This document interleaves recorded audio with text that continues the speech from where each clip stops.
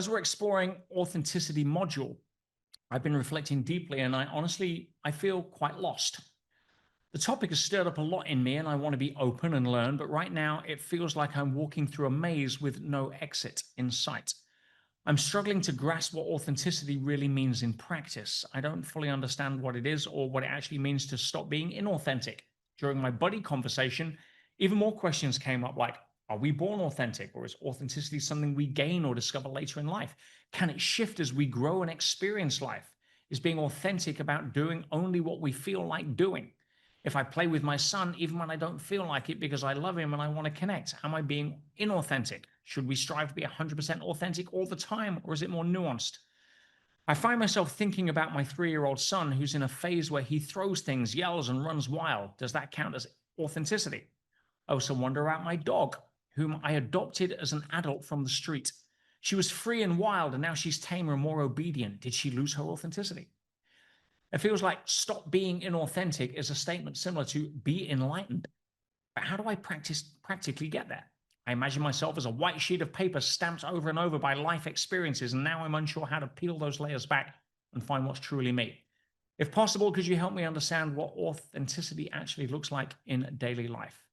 How can I recognize when I'm being inauthentic? And how do I return to something more true? Since I was very little, I've always had a rebellious nature, especially when someone tried to control me, define me, or place borders around me. This hasn't changed much even now. I can relate to that. At one point in my life, I entered a relationship where I tried to suppress that part of me to accept being controlled and defined, and it made me sick, literally. I left the relationship and realized that I cannot go against myself like that. The lesson was clear. But now I wonder, is this rebellious, untamed part of me my authentic self, or is it a reaction shaped by my life experiences and maybe rooted in something deeper? I'm deeply committed to understanding this. I can tell by the nature of the question. And any guidance you can offer would be so appreciated. I'm ready to do the inner work. I just need some help seeing the path. Love the question. I really see people can feel the frustration there. Yeah. And there's a strong tendency to overthink something which is actually quite simplistic. A better question to ask when it comes up is, what feels true for me right now? Not what feels easiest. What feels easiest is I'm too tired to play with my son.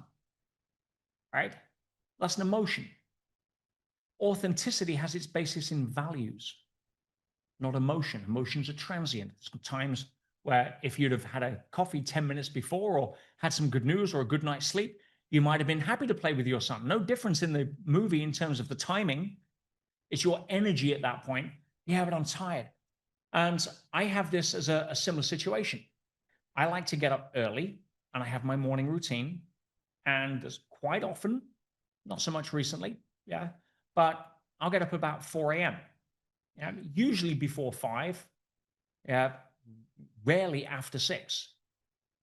But if I make a commitment to myself that I'm going to get up tomorrow, let's call it 5 a.m., and I wake up at 4:55, yeah, because I have a light alarm that gradually, brightens, that doesn't wake Nadia like a beeping monster, right? And I'm very light sensitive when it comes to, I've trained myself to be very, very light sensitive when it comes to waking up. So, and I like, oh, God, I am exhausted. Do I stay in bed or do I get up? Which is more authentic? Interesting question. Because there are times that it's authentic to stay in bed, and there are times it's authentic to get up. Same situation, same level of tiredness, same time of the morning. Which is which? How do you tell? What tells the difference is what's true for me right now. What is my body actually telling me? Is it just protesting out of the fact that it's, right now very comfortable, and last thing I want to do is go upstairs my meditation room and sit there and focus on heart math for half an hour or blah, blah, blah? Or is it a case of right now, no, my body's really telling me that that's not my truth? Knowing how to interpret the difference there is the journey we're currently on as part of EMF. Because your mind will always justify. We know that. We've learned that. It'll give you the perfect excuse. And if we come back to values, and we'll be getting into values in phase 3, yeah, quite a lot. It's where a lot of the transformation comes from. So we're going to be tweaking our values. I'm not going to be tweaking your values. I've got no right to do that, but you will be tweaking your values and understanding them at a much deeper level and the role that they play in your decision making, in your ability to listen to truth versus emotional comfort versus distraction versus noise as opposed to signal, as we call it. So when it comes to what decision should I make, what feels true for me, not what feels easy, not what feels convenient, not what feels like I need to do it because I made a promise that I probably shouldn't have made, right? That you have to figure out where you're at. And again, we're going to get a lot more clarity around this in phase 3.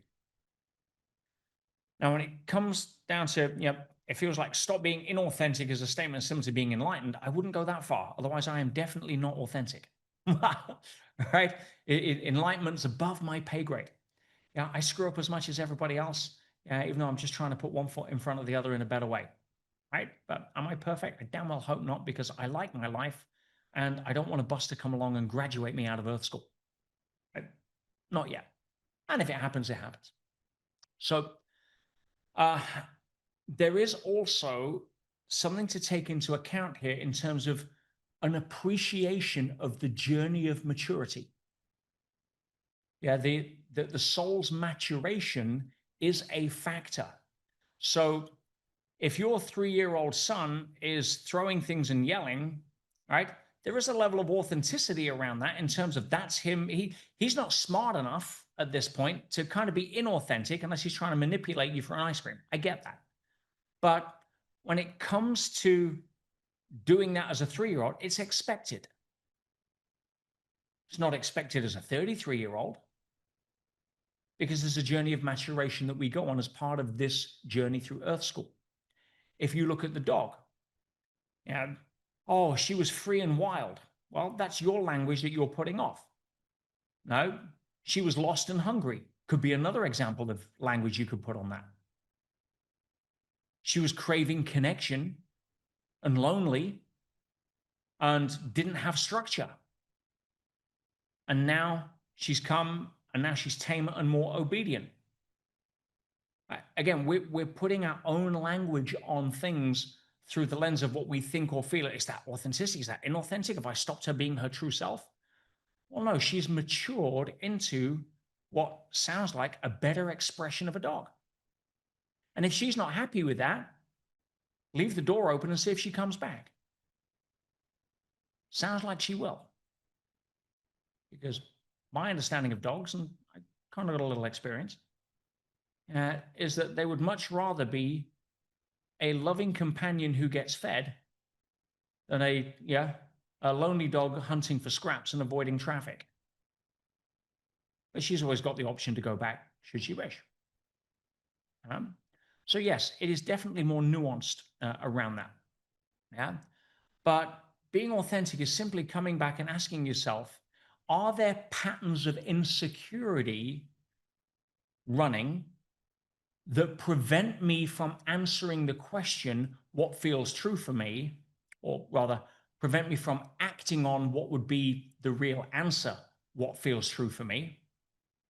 What feels true for me is I shouldn't lie to my dad about me ending the relationship, going back to question. But right now, I need to be inauthentic because I can't, it feels worse for me letting go of the love that I've been craving for all these years, right, as a result of dad projecting his model of the world. Is it ever going to be easy and clear cut? Of course not. You're in Earth School.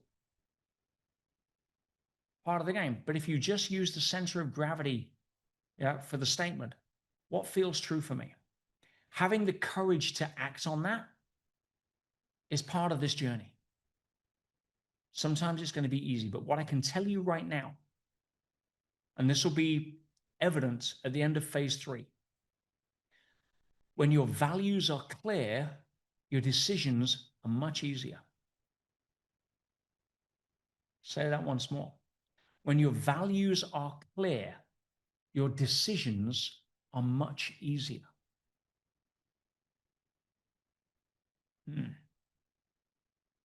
Not always clear cut. It's not meant to be. Again, don't graduate too early if you like your current movie. But it speaks to the fact that a lot of people have never understood, appreciated, or essentially taken time to think about their values as guideposts at the level that we're going to be doing in phase 3.